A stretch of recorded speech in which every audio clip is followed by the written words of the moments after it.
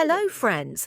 This is another episode of the program Empire of Lies, in which we discuss manipulation and disinformation in the Russian media.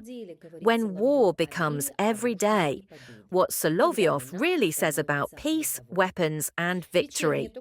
Evening talk shows on Russian television have long ceased to be political discussions.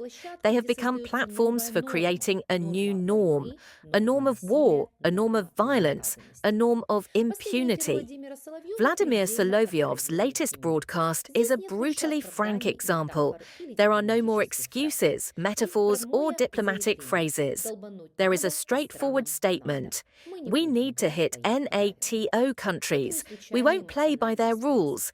This isn't a random emotional outburst. It's an ideological formula where violence becomes a tool of purification and a proof of strength. For the European reader, it's important to understand.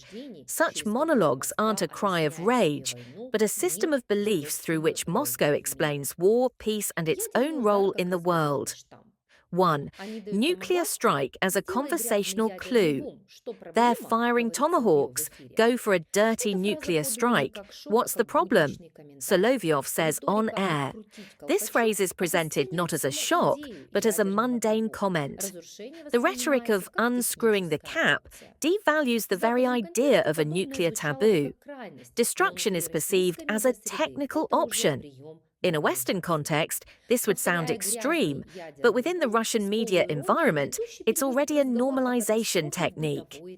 By repeating the dirty nuclear boom with a hint of irony, the host shifts the conversation about the catastrophe to a more mundane level, thus making it acceptable. This creates a dangerous habit. War ceases to be an exception, and nuclear weapons a last resort. They become simply another option if no one understands otherwise. 2. Europe as a target, not a partner. As long as we only hurt Ukraine, NATO countries don't care. They must understand that we will stop at nothing. This phrase is the key to an ideological shift. It's not about defending Russia, but about the need to inflict pain. To others, so they understand.